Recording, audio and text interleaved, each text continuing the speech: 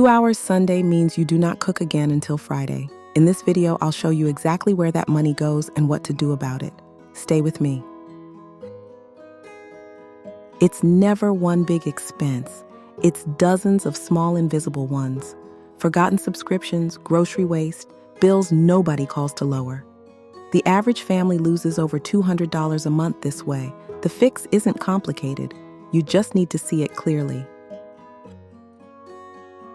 Here are the 5 changes. Number 1, oven first. Number 2, batch proteins. Number 3, prep components not full meals. Number 4, portion while warm. Number 5, label with day, not just contents.